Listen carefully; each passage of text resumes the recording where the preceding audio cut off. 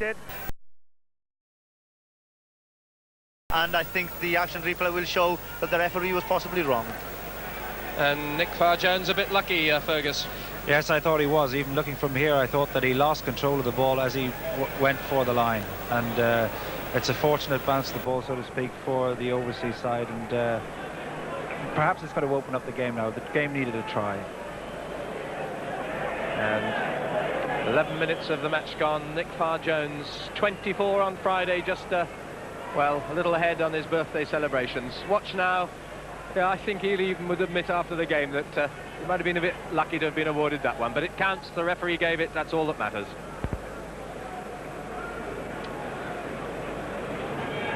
So here's Michael Lynagh, the man who notched up 98 points on the Australian Wallabies Grand Slam tour. And in fact, the only ground where he didn't kick points was here, Cardiff Arms Park. But he has done now. 22-year-old of Queensland and Australia, one of the real finds of that Australian tour, has made it 6 points to 0, and the first score to delight a huge crowd here at the Arms Park on this special and historic occasion. So often these matches degenerate into touch rugby, everybody entering into the festival spirit, but a side coached by Brian Lochore is hardly going to enter into that sort of spirit. Fair comment. And Mark Shaw, cowboy, is one who will not take anything other than seriously, I'm sure. John Kerwin too. Skulkberger, the one South African in the side, and that's in touch, and you can see the mud down there. Yes, and that was the typical tactic of the New Zealanders, particularly in this kind of conditions. Some tremendously close support play, making the ball available, and that in itself is really a thrill for this vast crowd to watch. It's not always the skills of the backs that one can admire, but the skills of the forwards as well. Skulkberger, first capped against England 2 years ago. He's all right, and so too is Donal Lennon, trying to set it up with support from Des Fitzgerald, his fellow Irishman. But the referee decides they've been knock on, and they'll scrummage back just about on the halfway. Whitefoot, Deans, Fitzgerald. Wales, Scotland and Ireland, the Lions front row. And the captain in the middle. Rutherford standing quite deep. Farr-Jones was ran fast. Referee had already, in fact, spotted a knock-on, and the put-in transfers to the rest side. Farr-Jones, who's always at the heels of his opposite number, putting in the ball now. It looked as though Dean's almost run the one against the head, but Jeffrey makes good use of the quick feed out anyway. Typically good foraging work by John Jeffrey. A sort of talent you, Fergus, would admire especially. Well, I think one of the problems that some of the players are having is that on the loose ball they're tending to try and kick it because it's so difficult to control, and I think that after a little while it'll just settle down. Problems indeed of a slippery ball experienced then by Robert Jones, missing his target of Rutherford, and it's Mullins setting it up, but back it comes to Farr-Jones again. Mark Shaw has Kerwin outside. Powerful, strong running. Farr-Jones again. A race with Jeffrey, and the ball runs dead. Farr-Jones suggesting he might have been impeded, but looked a fair challenge.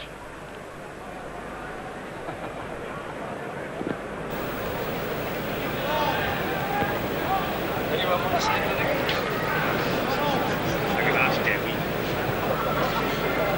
Debbie, when are you going to pass a comment then?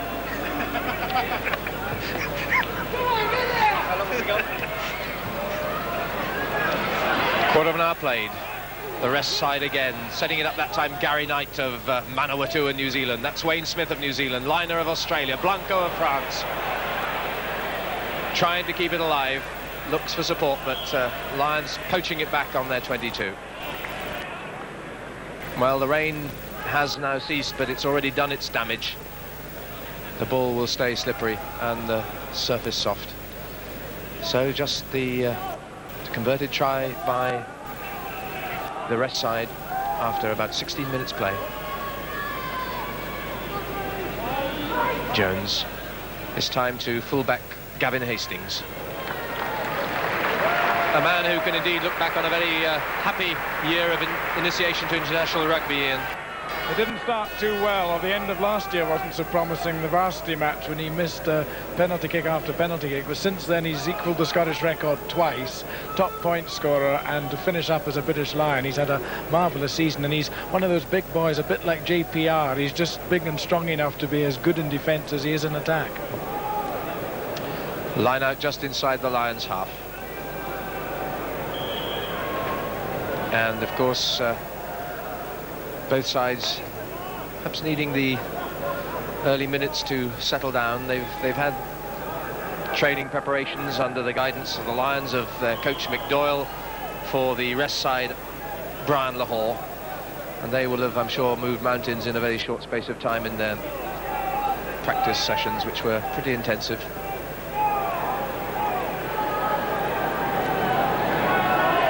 BT controls. Jones to Rutherford. Miss move in the centre to Mullen. Blanco has it measured, takes it perfectly and clears it soundly. Well, there wasn't much wrong with that. Good hands, good clearance for the second most capped French fullback of all time. 26 times fullback, 38 times international. Berger and Cutler, the principal jumpers for the rest, but that was Lenihan's good work again. Rutherford straight through to Devereux. Hastings in the line, trying to set up Ringland, but Esteve had read it well. Far Jones thwarted.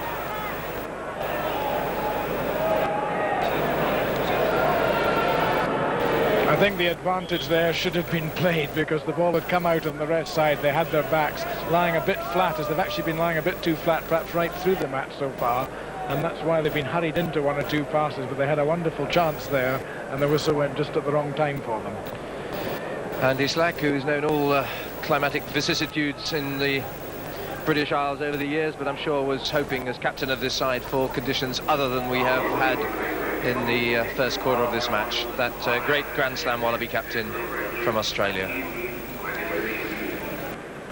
Attention for a Lion as we look at that last build-up move, Fergus. Yes, it's interesting to see just how the players are beginning to cope with the conditions. They're beginning to handle the ball now, but just how the ball sort of squirted out of England's hands there. I think that slowly but surely they're beginning to get to grips with the conditions, and I think the game will start to open up. 19 minutes played, and that's won back by the Lions. Off goes Jones. Tremendous break by the scrum half. Looks for support, finds it from Devereux, but couldn't get it away to the possible overlap there of Rory Underwood.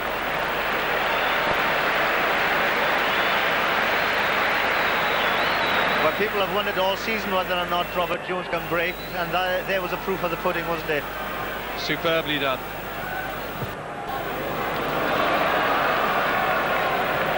Michael Liner, still just 22, and brilliant find for Wallaby Rugby.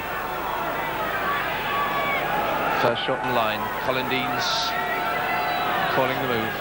Lenihan at the front, Deans pirouetting to try and keep it in play, but it falls to Gary Knight. Gary Knight of 34 internationals of experience.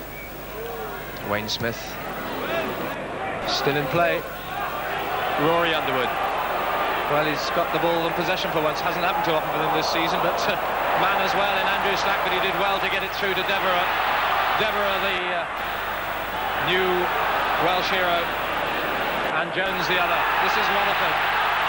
Underwood now. Cohen in. But there's support coming from Dooley. The ball adjudged forward.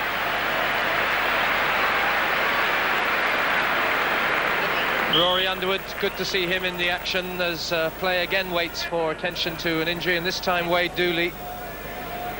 And there's Rory Underwood, who's been rather starved this season, but clearly has great attacking talents. Yes, the Lions, although enterprising, don't seem to have the cohesion that the rest side have. Some fine play there by Devereux, but you see, the support isn't quite there from the Lions side. You can see that they more or less have only been together for a couple of days, unlike the real Lions who are probably on tour together for 3 months. But still, some exciting stuff, and Underwood couldn't quite get the ball away there for Rutherford in support. But unfortunately, as we see Dooley there on the floor, has got injured, and we certainly hope it isn't that serious, but he seems a little concerned there.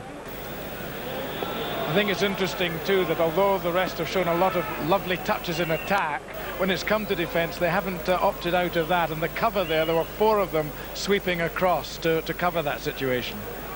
Well, sad moments here with Wade Dooley clearly in the wars, and Tudor Jones in attendance, and it looks very much as though a replacement may be necessary. Ian Paxton would be the obvious man, who has experience as both second row and number 8 at international level for Scotland, and worrying moments with one of the 2 England Lions being escorted from the field. 22 minutes we've played, and so at least temporarily Wade Dooley of Preston Grasshoppers in England sidelined. So a quick reconstruction in the pack sees John Beattie move up to the second row, Farr Jones for Australia, and the rest.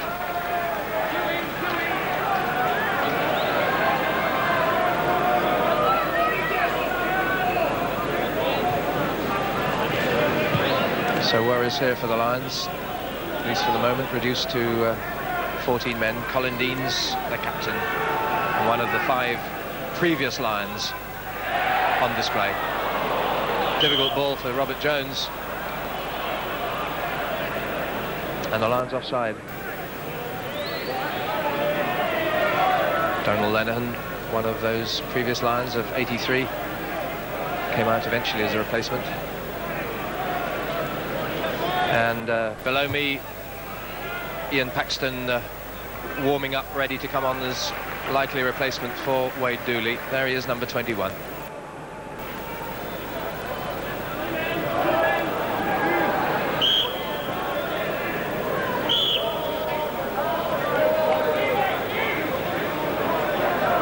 Well, in fact, a free kick has now been awarded, which I think may have been for a delay on the throw-in. I was actually watching to see what had happened with Wade Dooley, but it's Michael Liner kicking for position. And dropping it just short of touch, the mark called by Robert Jones. Brave catch and well secured.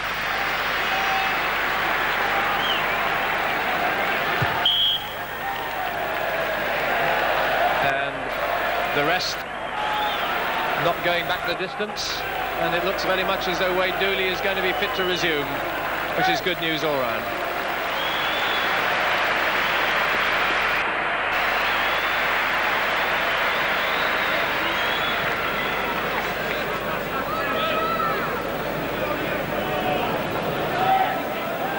So Rutherford it is.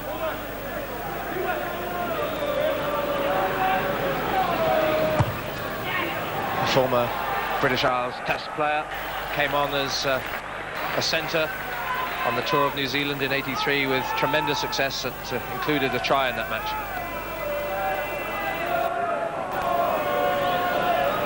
So still just the 1 score, the converted try, with 15 minutes remaining of this first half. Tom Lawton with the throw for the rest. Mexted trying to get it at the tail. Eventually it's Cutler who gets a touch back.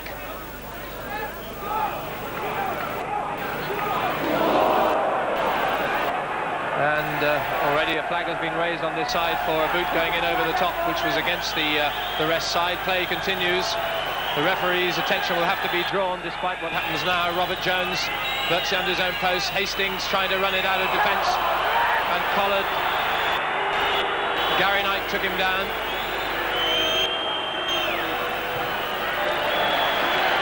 And eventually referee Bob Francis comes across to Clive Norling, and I'm sure it was for treading on the man and raking him as they went over in the ruck.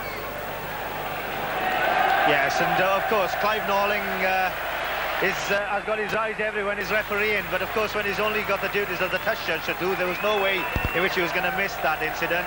Unfortunately, rather unsavoury, because although there's a little tension in the match, I mean, we've all come here really to enjoy the occasion, and the result at the end of the day is not as important as if it was in an international. And away from the missed touch find by Serge Blanco. And of course, the fact must be borne in mind that ideas on rucking and what is fair game tend to differ between the two hemispheres, and if the New Zealander has a player in the way and the ball is his target, then the ball and the man may come back together, but no excuse for actually stamping on him. Nigel Carr did well to get it away. Jones shoots the reverse pass, not realising Rutherford was so close. Nice duck by Brendan Mullen.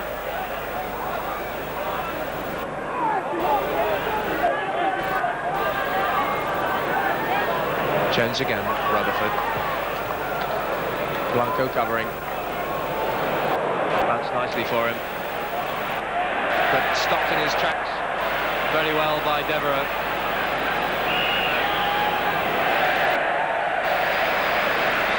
And over the top go the rest side, penalty to the Lions.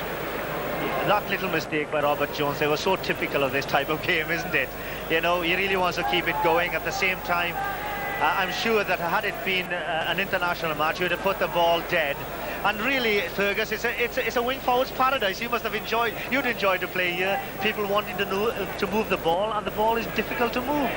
Sure, I agree with you. I mean, it is a wing forward's paradise to see the ball bobbing around so much. But I think you've got to admire the enormous commitment of the players out there playing in such difficult conditions, and it's certainly got that physical ingredient in it, and hopefully the game will settle down into a pattern, and we'll see some of the great talents that are out on that field this afternoon.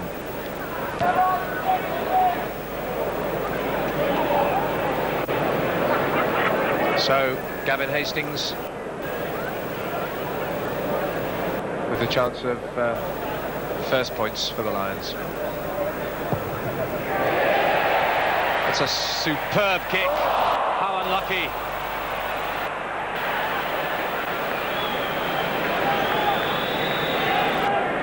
Far Jones. Good acceleration, Esteve. Pass was not sufficiently lateral for Esteve to pick up. I think particularly with a wet, slippy, sodden ball on a slippy pitch, a rocketed pass like that wasn't the greatest thing, but full marks for the initial skill level, the way he made the break and set it up. Possession from Lenihan. Rutherford through to Mullen. And here's Hastings on the outside. Looked a bit high by Slack. Indeed it was.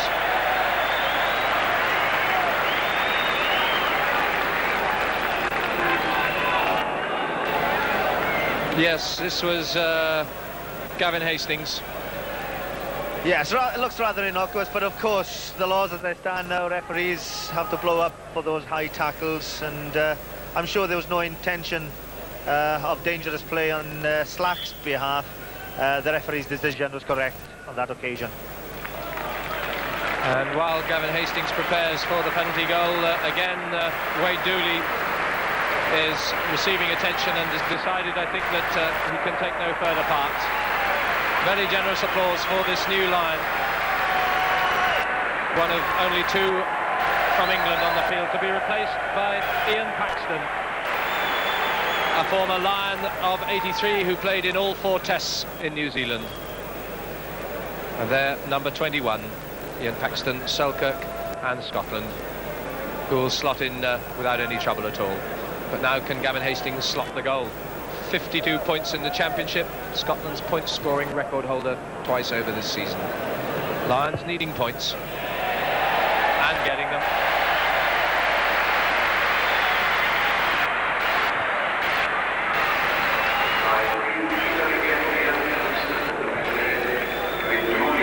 Half an hour gone and the Lions cut the deficit to 3 points.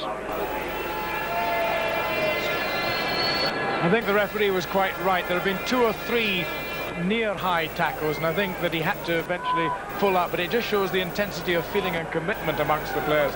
I think, of course, the rest have an advantage here. They see the British Lions jerseys, 15 of them lined up, and they'll be pretty keen to get stuck in amongst them. As is their wont indeed, and apart from, of course, the two Frenchmen, very much a northern versus southern hemisphere clash. And so, no jolly this. About 5 metres outside the Lions, 22.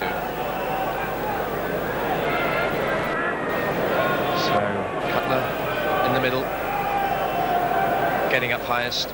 6'7" of him, he doesn't have to leap too far. Wayne Smith to Slack, the midfield general, but Wayne Smith caught on the loop.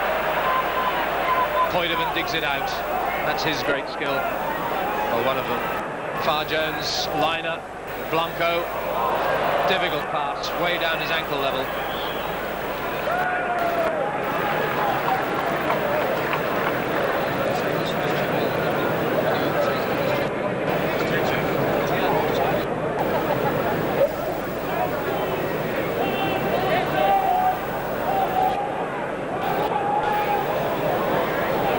Rest put on the wheel to pick up by BT,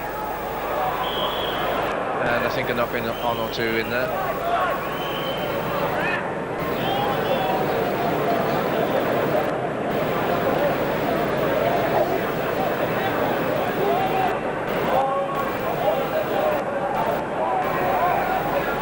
Again, untidy scrummaging for the Lions, being taken round on the wheel. Jones has it now. Rutherford. It's a good tactic. Underwood. And Kerwin puts it away. The game, to some respects, is being dominated by scrappy ball on the lineouts, and now, as you can see, the wheel scrums, and it's not making things any easier for the halfbacks to get the game running. Yes, Rutherford really was caught in something of a predicament there, but came out of it with a really clever kick that saw Rory Underwood do well, almost as fast as the lightning he flies.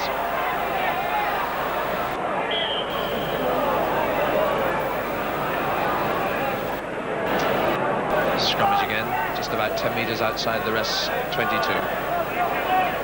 And John Jeffrey never far from the action. To have had a great season, the number 6 flanker on this side. Farr Jones, Wayne Smith. Little chip and chase. Ringland saw it well. Good work by the Irish winger from Ballymena. On from Deans.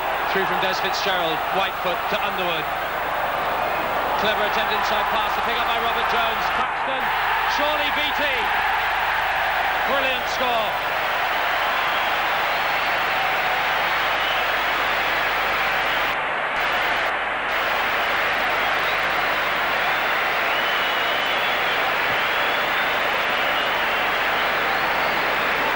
Well, we admired the support play of the rest side early in this half, but what about this fine run by Trevor England, and then the support play of the Lions?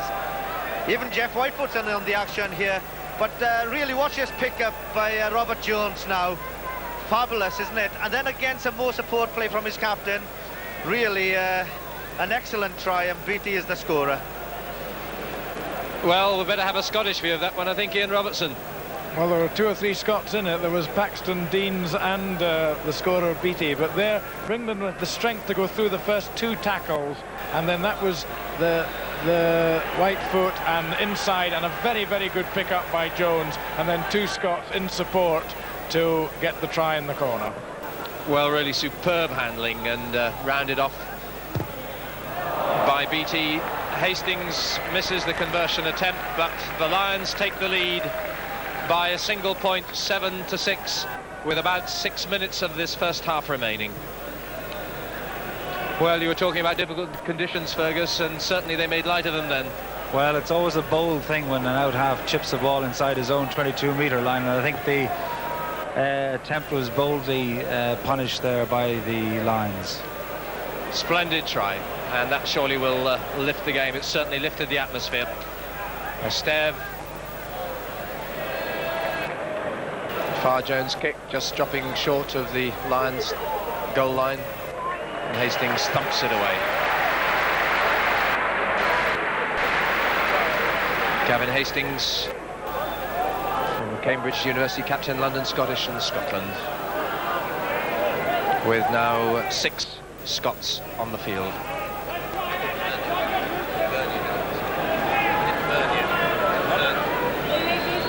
Lawton with the throw. He's trying to get the low, fast one through to Knight, but Lions win it. Rutherford makes good ground. And again, looking so secure. Yes, and I'm sure that Fergus is admiring the play of the rest back row, because they're not giving the Lions halfbacks, and in particular John Rutherford, any room whatsoever in which to move. They're off the back of the line very quickly, Fergus. No, I think he's under tremendous pressure, and obviously bearing in mind that he's playing under such different conditions, that they're really closing in very quickly and taking out all the options. Scramble for the loose ball. Deans gathers up, but already the whistle for a knock-on. Yes, what a back row combination. Mark Shaw of New Zealand, Murray Mexted of New Zealand again, and the other tearaway, Simon Poidevin of Australia. 96 caps between them, incidentally, that rest back row. Jones, Rutherford. Kerwin waits. And deflected off the boot of John Beattie. There's John Kerwin, who's a comparative newcomer to international rugby, just 7 caps for New Zealand. His first against France 2 seasons ago. Just 20 years old, this Aucklander, and a real hard-running, strong-running three-quarter. And contrasting physique of Tom Lawton, the thrower-in. Slippery ball again, but carded well. And on goes Fitzgerald. Jones snaffled there by Gary Knight. Still Lions have possession. Jones recovering to set it back once more. This time to Devereux. Trying to float it to drop into touch, which it does.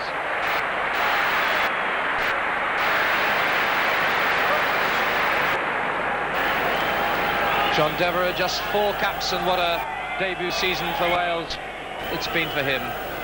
And the light drizzle and the wait with attention now for John Rutherford, who's certainly had quite a torrent of attention to cope with. You've got to admire the way John Rutherford picked up what was a very bad ball and took it on straight away and running straight back into the opposing pack.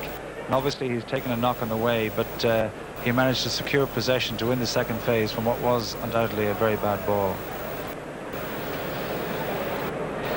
So the drizzle still falls with about a minute plus injury time of this half remaining. A try apiece, and the Lions, well, I think justifiably ahead, Gareth. Yes, I mean, unfortunately, we've said it on a number of occasions, the rain really has spoilt it as a spectacle, but I'm quite enjoying the individual skills of the certain players. And here's one man who's contributed much to that, John Rutherford, who unfortunately might have to leave the field. It looks as if he might have been concussed in that ruck situation just before the ball went dead. It'll be a pity, really, because he's contributed quite a lot to the Lions and the stability of the Lions side. And it doesn't help when you have to bring on a new outside half at this stage of the match. How true indeed, with John Rutherford and Robert Jones settling down very well together, and tactically John Rutherford looking supreme. With Malcolm Dacey, of course, on the bench, the likely replacement. For the moment, Brendan Mullen has moved in to the fly half position, and Ringland in from the wing to the centre. As we move now into injury time. 7-6 the Lions lead, and attack again. Mullen at fly half. Devereux. Lovely dummy. Halfway through. Held about 5 metres short. On goes Lenihan. Held up literally on the rest line. Can they force it down? But already the whistle goes, and a 5-metre scrum is awarded. And a real battle of strength then. And what a roar for Malcolm Dacey, who comes on to win his Lions jersey. Malcolm Dacey, whose last cap was back in 1984 against Australia, and now taking his chance with, of course, his latter-day Welsh fly half Jonathan Davies, unable to take part in these events because of injury. So there's Malcolm Dacey, number 18 of Swansea and Wales, to join his club partner Robert Jones. We're here, we might see the action that led to that injury with Rutherford, where the ball's moved out, and of course Devereux comes back inside. He's cutting. It's always difficult for defenders to try and stop a man who comes back inside. There's a lot of driving in there, and Lennon almost got over, but was held up on the line. Now the Lions have the put-in, 5 metres out. So no problems of harmony for Robert Jones. Dacey comes right with Jones. Jones going himself. Just Collard tried to flick it up, but white jersey in the way. Mexted, I think, and Esteve kicks on. Only to be called back for a knock-on. I think what's interesting is we've just seen Devereux make a lovely little break. Robert Jones has played superbly well, but a lot of the New Zealand South Africans won't have seen all these new players who are coming through, like Hastings and Mullen. Indeed, they're learning a few things about them today. Beattie controlling, but the whistle has gone.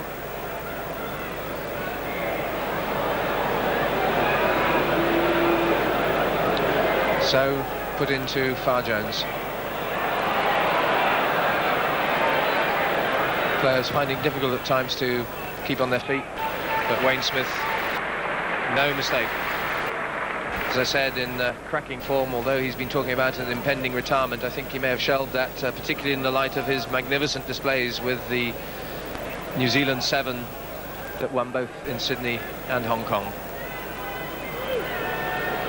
Jeffrey tidying up, but in turn being upended unceremoniously. And the pile-up forms with already penalty award to the rest, with the Lions over the top. We've played 3 minutes of injury time.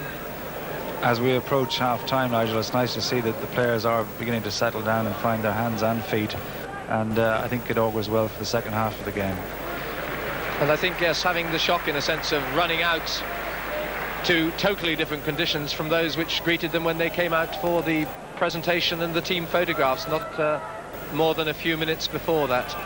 So the ambition of playing a fluent running game perhaps having to be tempered by conditions. Again, Cutler in the line-out, but the Lions may have stolen possession there at the front. They have indeed. Robert Jones to Dacey. Bangs it up into the stand. So a great moment for the 25-year-old who had the disappointment of seeing his international place taken over, but now gets the ultimate reward of the Lions representation.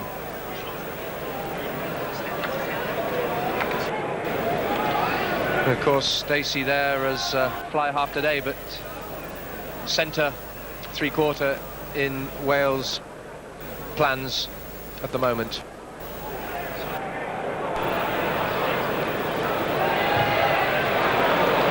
That's Dacey's kick not finding touch, and Esteve to Serge Blanco.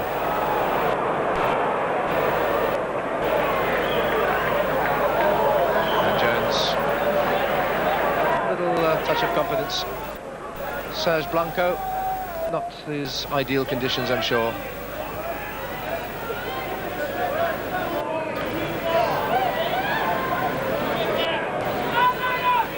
So we played, getting on for 5 minutes of injury time. 7-6, the Lions leading the rest of the International Board. Colin Deans standing four square, but Mark Shaw going in with increased verve to try and pull it out. Well, this is a nice friendly game. I'm looking forward to the World Cup.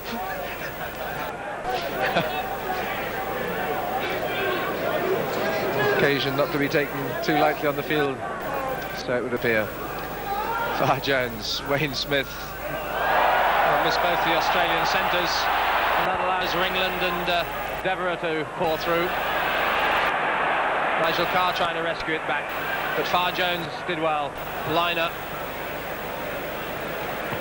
And that really was superb. But sadly for him, the line-out won't happen because half-time has been blown, with the Lions leading by 7 points to 6, with Nick Farr-Jones, a disputed try, I think we might call it, opening the score for the rest, Liner's conversion, and then Hastings with a penalty before Beattie rounded off the best movement of the match with a spectacular try for the Lions that sees them ahead.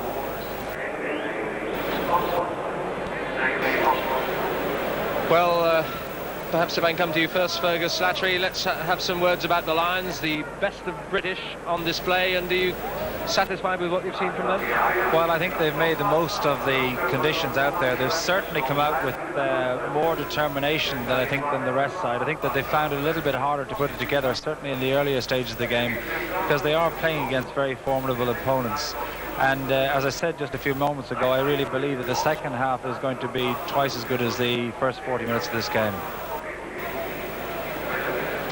Well, the highlight indeed for the home crowd, I think for all of us, was the try that the Lions scored in the first half. Ian Robertson, it really was a magical bit of handling and support play, wasn't it?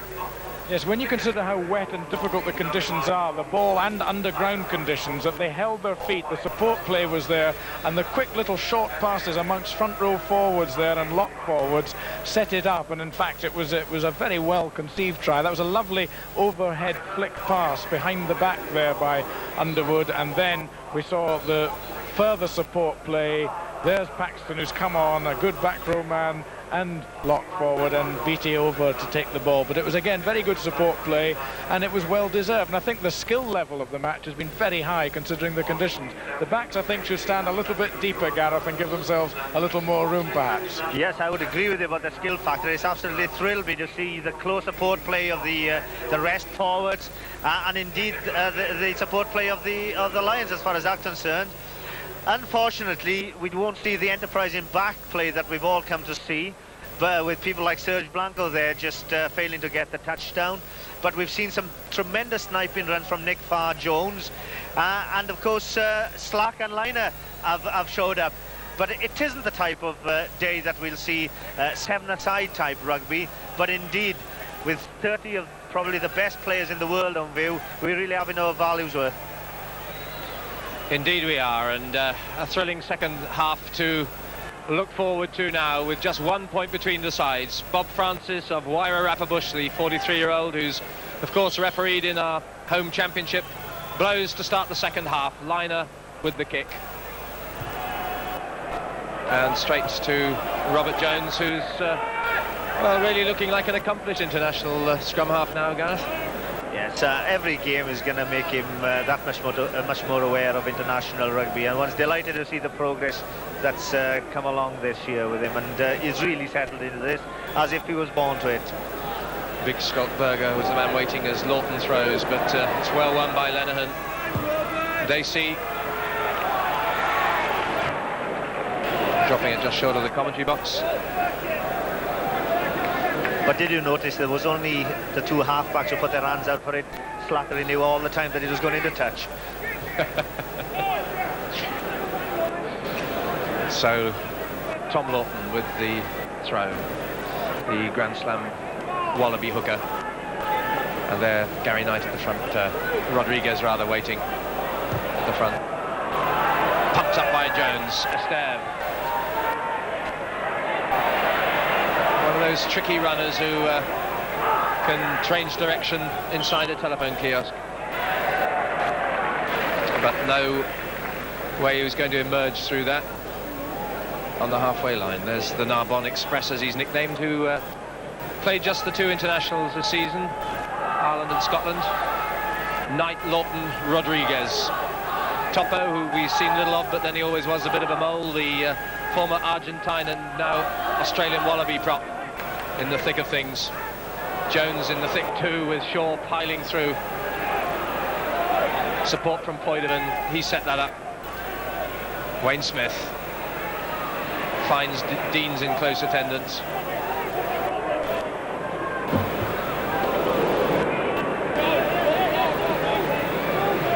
Far Jones again to Liner. Blanco trying to scissor with Kerwin, but referee waits to see if there's any advantage from the knock-on, and none comes. And it looks as though Nick Far Jones is the player in the wars. Graham Short, the trainer, comes on to attend. Far Jones, who was initially to be on the bench for this match with Dave Loveridge, the New Zealand scrum half, in the number 9 jersey, but Loveridge turned an ankle a bit, and so they reversed roles. And Nick Far Jones, who is hoping, he told me yesterday, to be either in Oxford or Cambridge in about a year and a half's time. And what a valued acquisition he would be for either university. And there he is again, Far Jones, Liner. Over the head of Ringland, the bounce important. Ringland covered it well. It's an excellent recovery by Ringland, because he was under all sorts of pressure. There were 2 men coming down on him, and nicely put away. Again, it was very good touch play, because there were 2 class players. The kick was perfectly placed over the head of Ringland, yet he was perfectly positioned to collect it and clear it. So denying the rest for the moment, but they have the throw in. Stoltberger to Cutler in the middle, Mexted at the back, beats the lot of them. Although there's obstruction in the line by the Lions, and that brings a penalty. The score, remember, the Lions 7, the rest 6. And Andrew Slack, well, can you blame him? I think the referee was right there. A man was played without the ball, and he was only about a foot away from the referee. We'll see it at the back. You'll see that Nigel Carr tackles him before he's got the ball, and he's right beside the referee. And Andy Slack calls up his reliable fellow Wallaby Michael Liner for the penalty attempt, which of course would give them back the lead if they were successful. This former Australian schools representative, one of so many who've come through to senior ranks, and Brighton Rugby down under. Liner then. Yep. No doubts at all about that. And so 9 points to 7. The rest recapture the lead. Yes, I think we're at an interesting stage now, because I wonder whether or not the Lions should really look for a little bit more back row moves. Although it's been apparent in the last couple of scrimmages under a little bit more pressure from the rest scrummage, but with the speed of Beattie and Jeffrey, I would like to try and see Robert Jones releasing them to try and at least give us a few more options for the Lions side. Well, no option on that one. The ball out on the full, and the rest happy to scrummage back. Fergus, I'm sure you'd have thoughts on that. Yes, I concur with Gareth there, but I think it may well fall back to the halfbacks to bring the back row into the game, because if the scrum is bad or as sloppy as it's been, it's one of the areas where they can attack from, and I think that maybe Jones is going to have to help them a little bit for the next while. Well, it's Mexted of the back row for the rest now, through Serge Blanco to Kerwin. Kerwin stepping inside his man well. That was Underwood beaten, and Serge Blanco inside, but the pass was forward and Blanco denied. The man who's scored 10 tries as a full-back to equal Andy Irvin's world record for that position. It definitely was forward, but look at the strength of Kerwin here in the tackle. Through one, holding off a second, and able to draw John Beattie in as well, but the pass given one-handed was definitely forward. So they scrummage back just outside the Lions 22.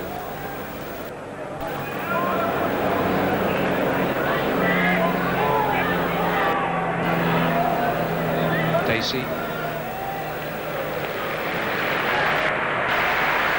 Safely enough, playing for position up to the Lions' 10-metre line.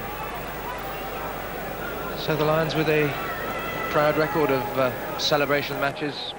They've had 3 times before, in 51, 55 and 77, all victorious, and of course will be even more determined now to retake the lead. Maybe on most other grounds we could say at this stage of the match, kick that old heavy ball over the stand, but these stands are so big that would be a fate in itself. But they could do with a drier ball, couldn't they? Yes, they're doing well under the circumstances. We should stress it's still slippery. The ground very soft and cutting up on top as a result of that cruel torrential downpour that greeted the start. And a penalty to the rest. And 9-7 they may lead, but I sense here that Liner is poised to try again. And Farr Jones is the player with a bit of mud in the eye.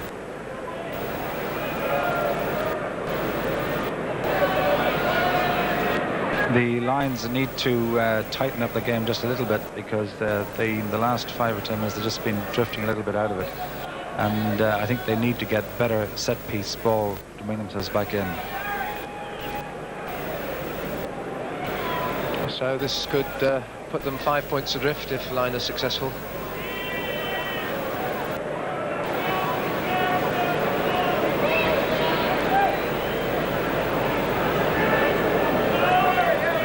Meters inside the Lions half.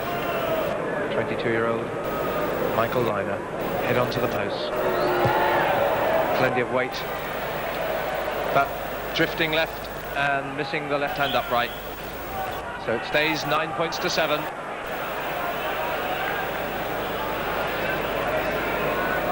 Dacey with the quick one. Well, that might please the crowd, but it certainly hasn't pleased his forwards, because he's had to run there about 70 yards across the pitch.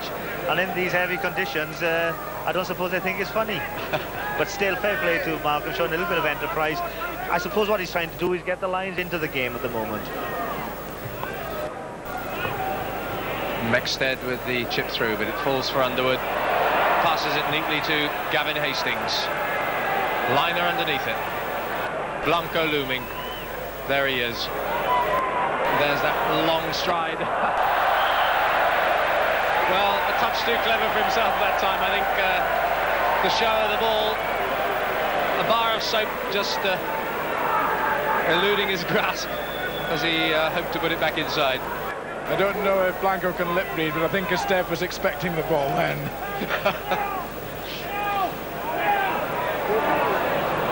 Well, that was neat little steal by Farr Jones to Liner. Hastings across. Looking for the counter-attack. Having to take Kerwin head on, and not many get past him that way. 10-metre line. And the referee blows with the pile-up formed. Yeah, I wonder if the fact that Dooley, with his great weight, has disrupted the Lions scrummage, because they seem to have suffered a little bit in the scrummaging since he's left the field. Yes, the almost 18 stones of Wade Dooley. Ian Paxton, well, certainly a couple less than that. Wayne Smith now for the rest, but a nice interception by John Jeffrey, and this is Ringland. Ringland taking on Esteve. Gets the first handoff in.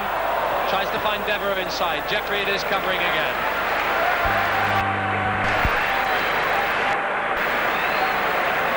And certainly Ringland quite happy to take on his opposite number, and Devereux in the good supporting role, but the pass not coming to hand. Lenihan waits. 2 in the line. Paxton 4. Beattie 1 from the tail. Beattie contesting with Mexted. Round comes Lenihan, tries to pop it up to Carr. Dacey to the back. Des Fitzgerald.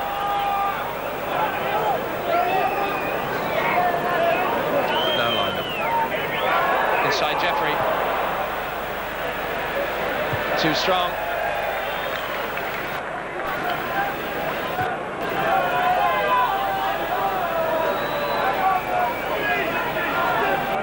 It's interesting, Nigel, that despite the very difficult conditions, nobody has attempted to use the kick as a means of putting pressure on fullbacks or wings with the ball in behind them, despite these difficult conditions.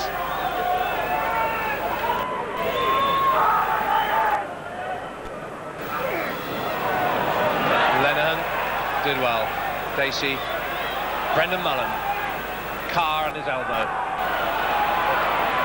Well, that was good driving play by the Arts flanker.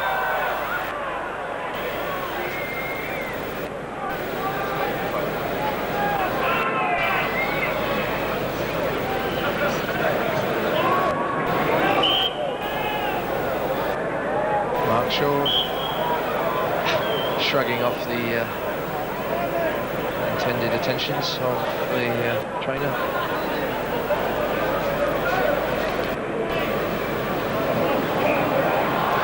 And Knight, Lawton and Rodriguez not settling into the scrum first time, but in there now. Farr Jones, liner. There's Blanco looming again. Kerwin. Underwood in with the tackle. Inside though is Mexted. Great coverback tackle by John Jeffrey.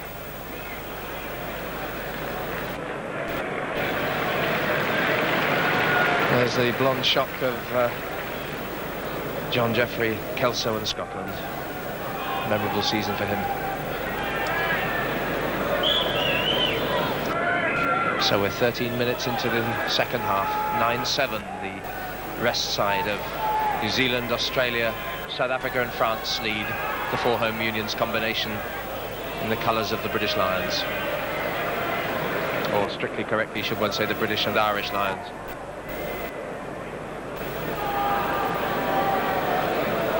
And that line out about 6 metres outside the Lions 22.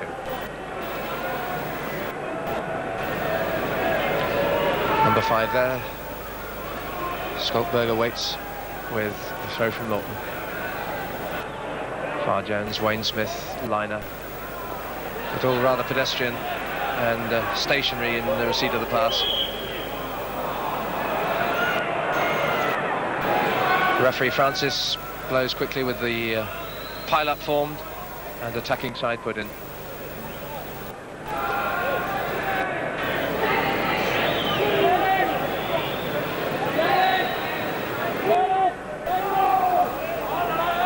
Off goes Mexted to Farr Jones. Robert Jones covering. About 15 metres from the Lions goal line. And possession for Skolkberger.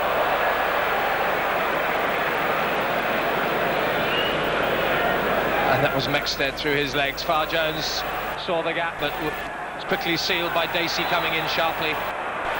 But there's the added weight of this huge pack. And the Lions receding, but still just holding them out. And, well, the massive weight of a front row of more than 48 stones. And the second row about 34. And now they have the put in.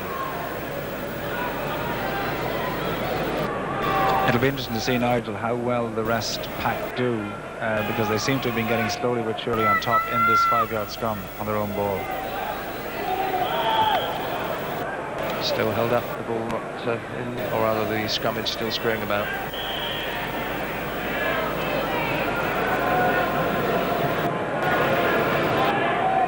Five metres out. And Nick Farr Jones trying to get them straight, but still they move, and the referee finally penalises the rest for not being steady at the scrummage. Well, there's a lot of pride at stake, isn't it, up front? And the rest pack really want to show that that they pride themselves in the Northern Hemisphere, that they're far better at it down in the Southern. And I'm sure that they were hoping, especially in the sort of pressure they've been putting in the last 10 minutes, they were probably looking for a pushover try in that situations, whereas I'm sure that Blanco and the rest of his colleagues were looking for a quick heel from that scrummage. And that's the reason why the scrum was going back and forth, and the referee penalised them in the end. So the position lost, albeit temporarily, but possession again. Farr Jones, only for the whistle to hold proceedings once more. There's Murray Mexted, Nick Farr Jones. And these players, remember, having quite a stern start to their own rugby season, which is just underway. A fact to be borne in mind, of course, not all of them fully match fit, I'm sure.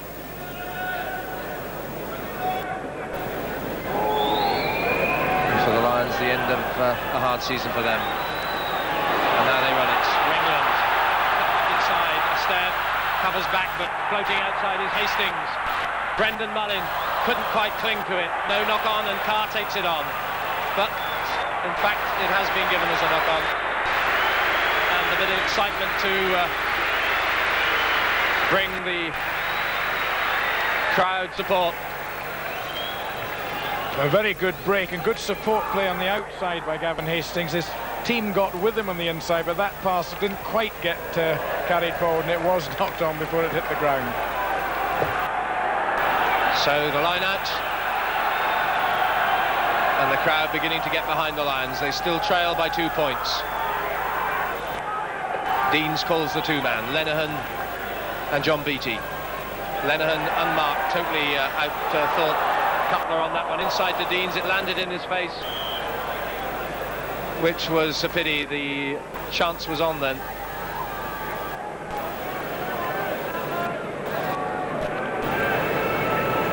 And Deans with the ball in the eye. And perhaps a moment to pay, indeed, great credit to Colin Deans at club and international level this season, and now with this worthy honour of Lions captaincy. Some should have said it could have happened before. Well, 3 years ago he had a very good Lions tour, and people thought he would have at least got one test out of that, but he's got his rewards now, and in between he's helped Scotland to a Grand Slam in '84 and the share of the championship this year with perhaps not a magnificent side, but they played to their absolute limit of their potential, and Deans must take a lot of the credit for that. But I think, you know, although it's a close match, 9-7, and not a free scoring bonanza, I think this is what the crowd actually would enjoy more. They've seen a real game of great commitment. Well, Deans is a player who's a back row's delight because he puts so much pressure on the opposition. And now trying to win back possession for his team inside the rest 22. Wayne Smith looking for the gap, as indeed does Far Jones, but he's brought down by Lenihan on the 22.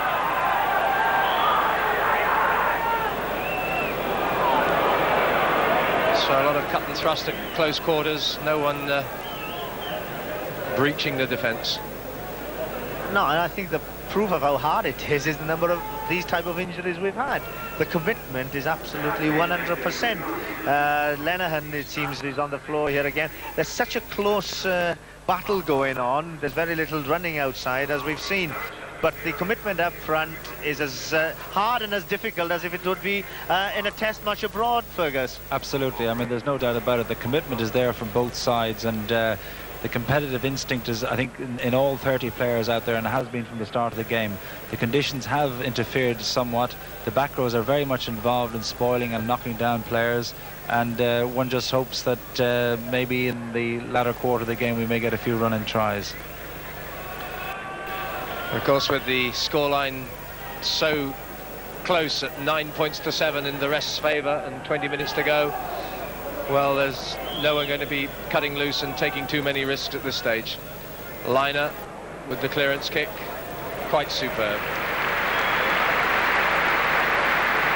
And that eases the pressure, takes the rest up to the Lions' 10-metre line. So yes, as my fellow commentators have said, a great deal of pride at stake here. Personal battles, and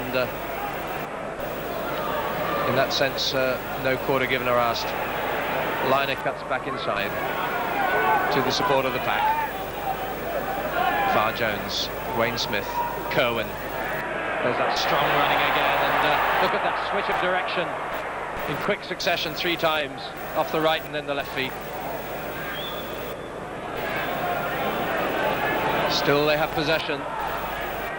On goes Tom Lawton, and he'll remember a try he scored here. Wayne Smith, Andy Slack to Kerwin again, going for the corner, but Jeffrey gets the intercept pass. Was taken out or not illegally after the kick through? Yes. Jeffrey taking the ball on the interception, kicking through and then impeded as he tried to follow up. So a penalty just short of the halfway line. And Deans asked Gavin Hastings to go for position.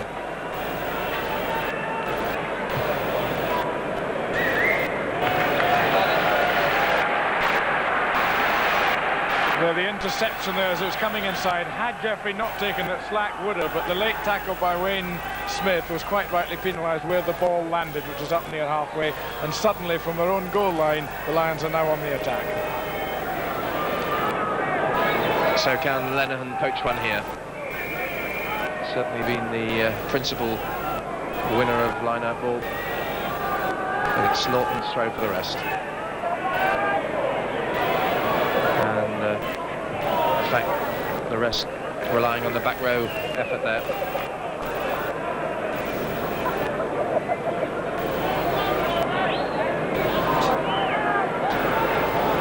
Steve Cutler, number 4, made his name in the Wallaby Test Series against New Zealand, 84.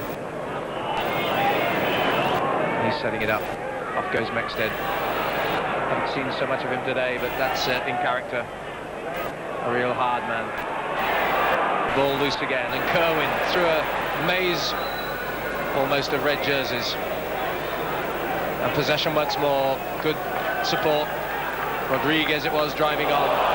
Farr Jones, Wayne Smith, liner, Blanco, man and ball as Ringland judged it again so well and came in so fast. And Deans, Hastings, Devereux. Back goes Blanco, collides with Kerwin. The ball is loose, back is Esteve and just manages to fly Hackett out.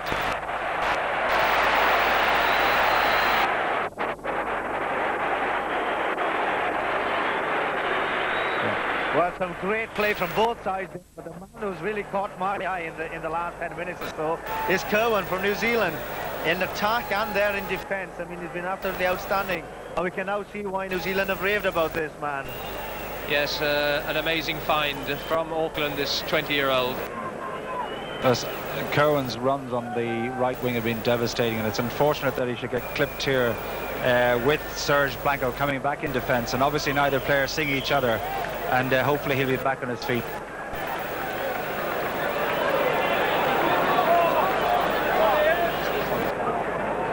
Well, of course, that's Paxton gone off, and there are no more substitutes available because they've already got 2 on. Yes, Paxton temporarily off the field, and so the Lions down to 7 men for this set piece. About 7 metres out, reverse pass up by Jones to Dacey. Dacey's almost through. Just brought down by Esteve, coming back inside to take him. But they go again. Deans still just short and in touch, about a metre out from the line.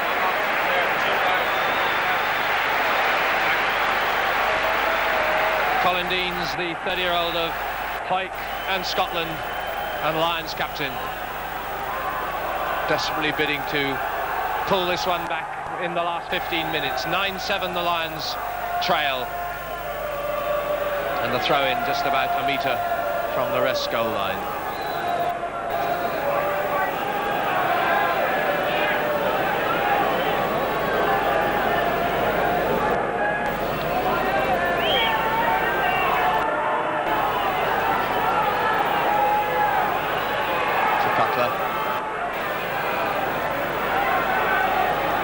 Berger there driving on in support.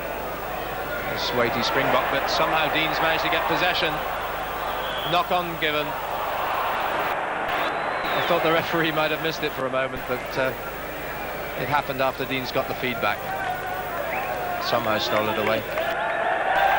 And much to the relief of all concerned, Ian Paxton, the replacement for Wade Dooley, himself now back on the field. So 10 metres out, and the Lions begin to put the weight on with Paxton return and causing trouble, but still away by Farr Jones. Wayne Smith though slices his clearance, and Hastings to set it up again. It's one of his favoured ploys, but the referee deciding that several other of the Lions were offside, and that was a tackle too soon by Gavin Hastings on Nick Farr Jones. Yes, I'm not always in agreement with those decisions. I mean, the kick was taken far too quick to allow the Lions to retreat. But there we are. Nick Farr Jones was very much aware of it and took advantage. And in orthodox style, Michael Lynagh plays it away into the Lions' half. So this combination of 7 Wallabies, 5 All Blacks, 2 Frenchmen and 1 Springbok still cling to their 2-point lead, 9-7. Throw-in not straight, or rather, well, a free kick being awarded. And Deans pulls the number 1 tap penalty move straight out to Dacey. Devereux looks for support, finds Deans there to Ringland, trying to shunt it onto John Jeffrey.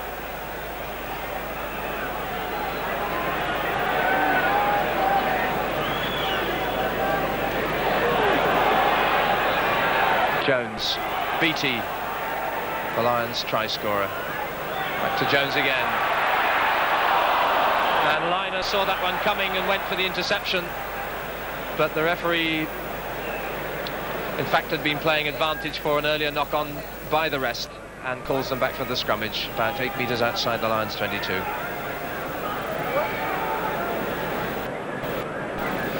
"12 minutes to go. 9-7. The rest lead in this Save and Prosper International Board Centenary Congress match.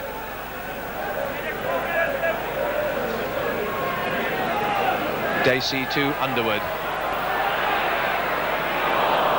Back inside to the pack, but the ball knocked on. Rory Underwood of Leicester, the RAF in England, whose younger brother's beginning to make headway in rugby circles too.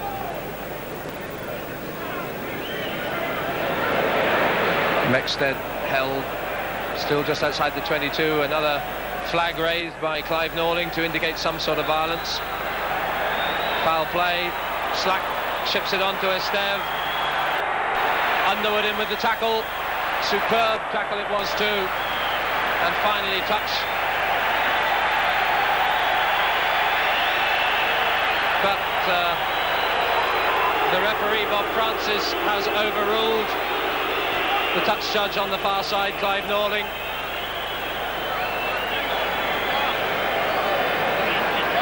And has given the penalty, but I think that does raise a point of law, Ian Robertson, doesn't it, as to whether he's entitled to actually overrule his touch judge. I don't think he can. I mean, someone could have been murdered on the far side of the field, and the referee must listen to what's happened and then penalise the offending person.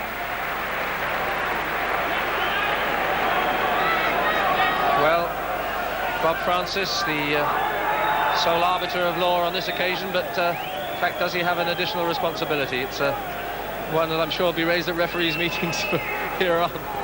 Nonetheless, it was a marvellous spurt for the line there by Esteve. He really showed what pace he has, and just another yard and he would have been in there. Marvellous running. And an important tackle to keep that scoreline at just 2 points the difference. 10 minutes to go, but the rest in the ascendant. Michael Liner to Kerwin again. And he really does take some stopping. 6'3", 14.5 stone, and has made his mark in the British Isles today. And I can almost suggest an easy answer why we haven't seen so many tries. The tackling's absolutely devastating out there today.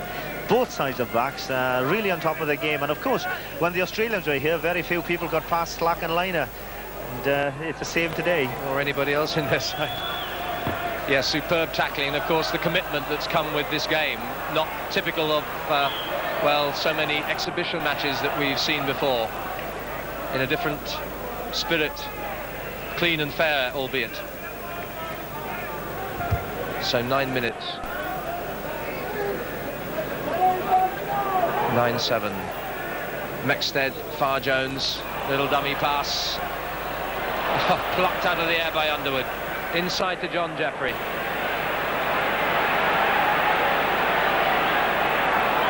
Somehow it emerged, but I think from an offside position from Mark Shaw. So a relieving penalty for the Lions.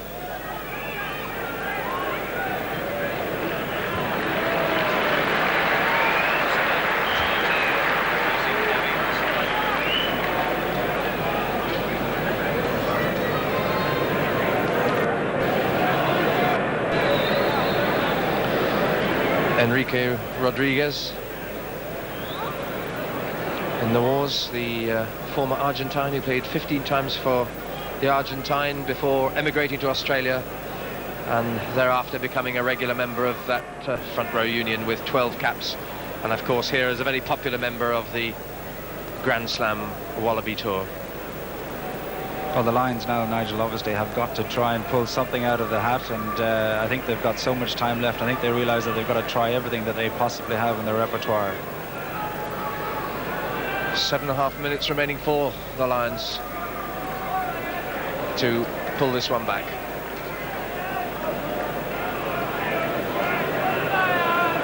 Leading at half-time, 7 points to 6, but in the second half, that Michael Lynagh long penalty restoring the lead to the visitors.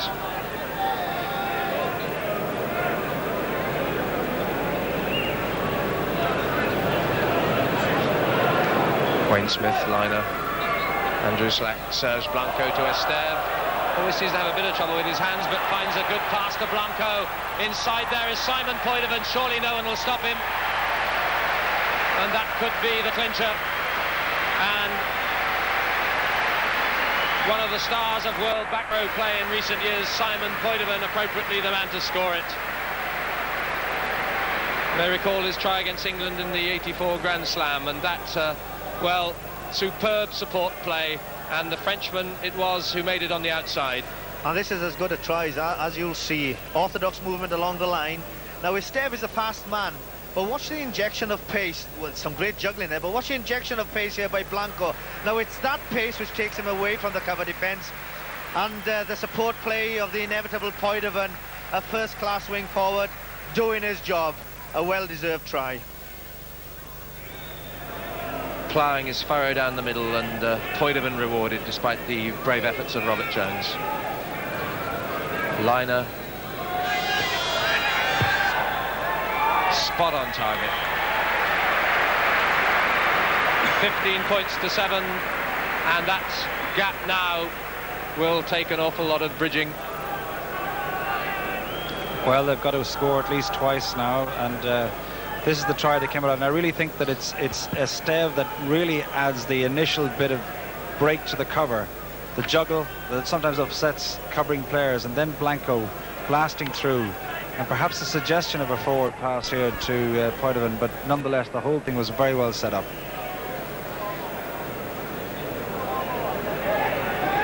So 2 Wallaby tries in that total of 15 points to 7, and all the signs that that could be enough with 5 minutes remaining of this match, plus a little injury time to add on.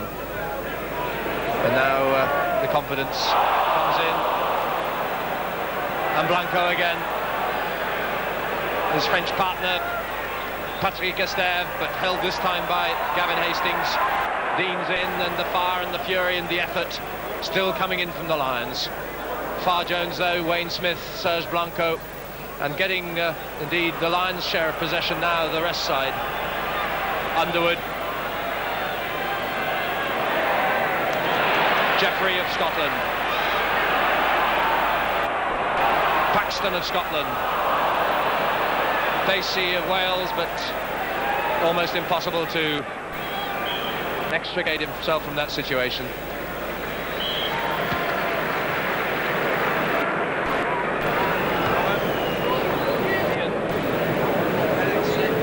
Jeffrey's had a wonderful season for Scotland, known as the White Shark, and he's here, there and everywhere. He's good hands, he's tremendous strength, and he's got speed, the sort of speed that Fergus had a couple of seasons or 10 seasons ago.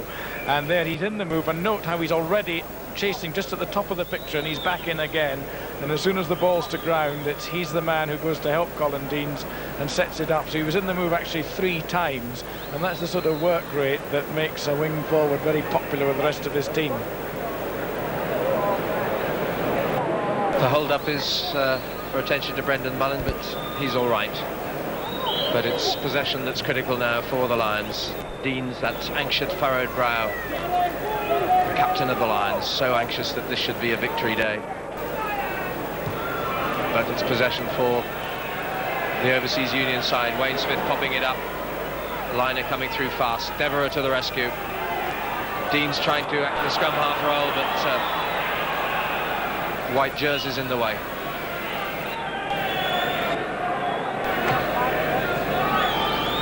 Three minutes remain, and an 8-point margin looks as though it's going to be sufficient for the rest side.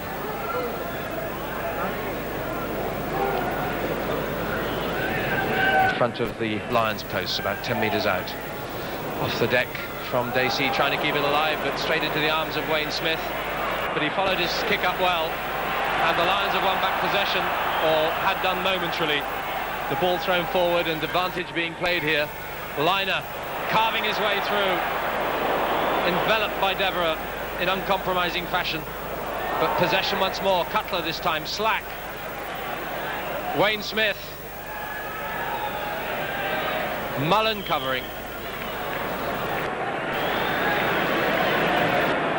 But the rest quite happy to camp themselves down in this part of the field. So the efforts of Brian Lahore on his first visit to this neck of the woods since his great touring days of '67, as coach of this side, has done well. But Dacey, with a bit of imagination,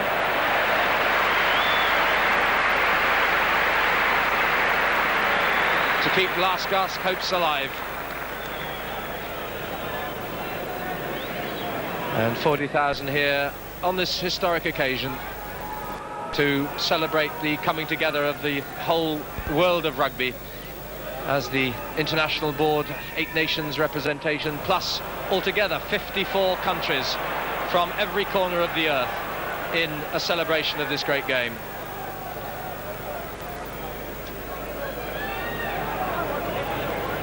Wayne Smith of Canterbury and New Zealand, and dogged at times by injury, but a regular All Black.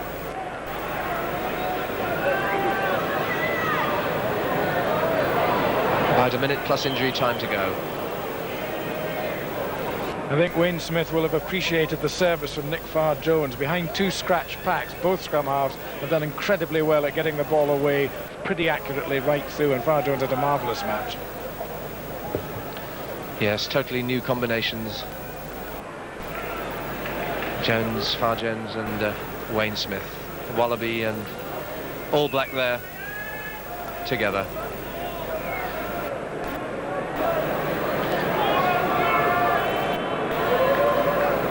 And both those halfbacks, of course, familiar with the International Board countries of the Northern Hemisphere.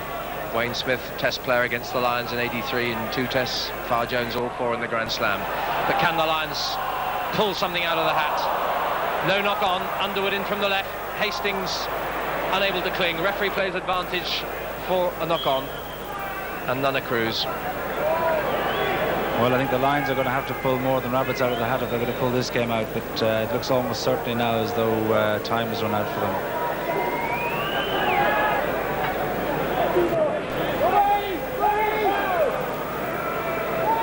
Mexted taking them on himself, down by Nigel Carr.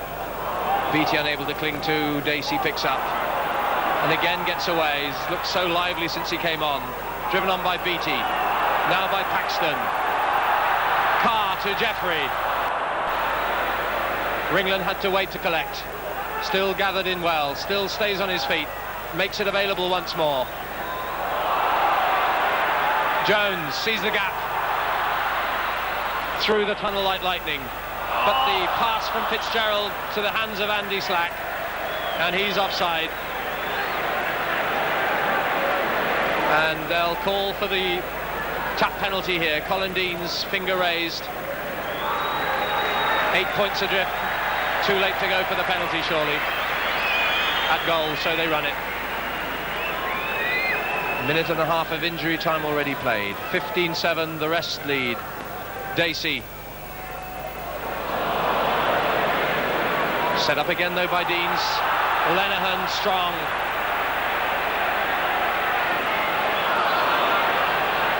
Deans again trying to keep it alive. But in their anxiety, just not finishing it off. And Farr-Jones sees the welcoming haven of touch on that far side, and my word, that's some kick.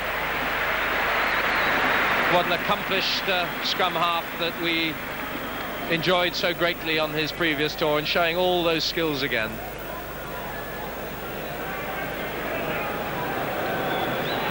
Deflection by Beattie. Offside at the tail by the rest, and they'll want to run it again. Well, I think both packs have played themselves to a standstill.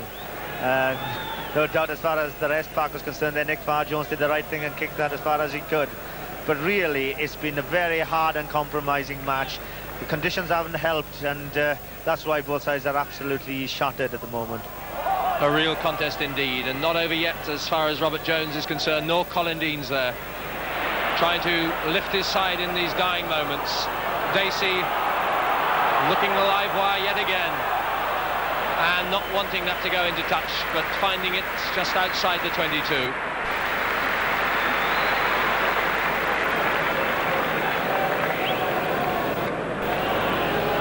Yes, a nice reminder by Malcolm Dacey there that even though he might have been the forgotten man of Welsh rugby this year, he still has a tremendous amount of talent and ability, and is only waiting for his chance. Indeed, what an understudy, and what a worthy reward today for him.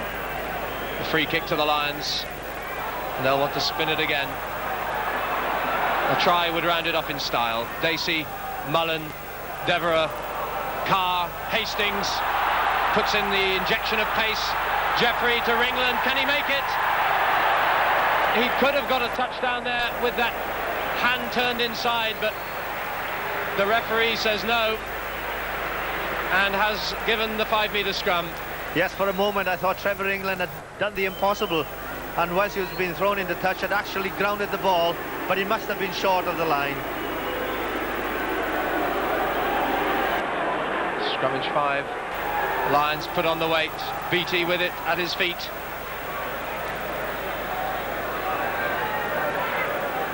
Paxton.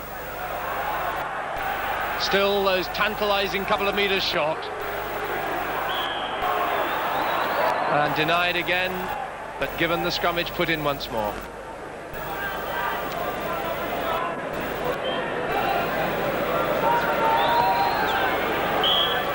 We've played 4.5 minutes of injury time,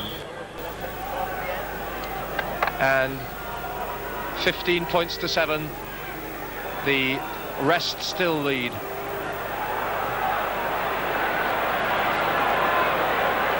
Again Beattie,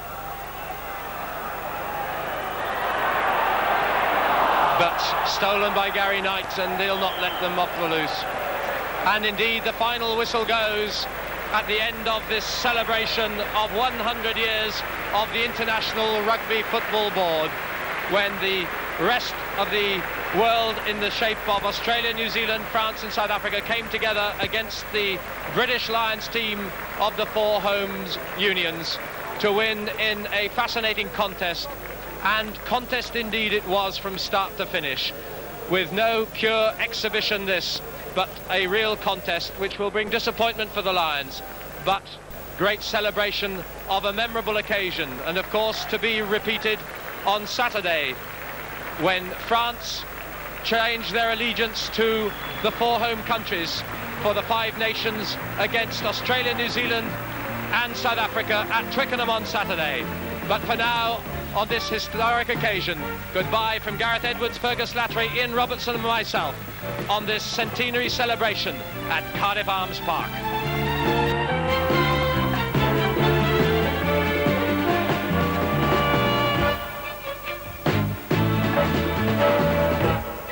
McLaren.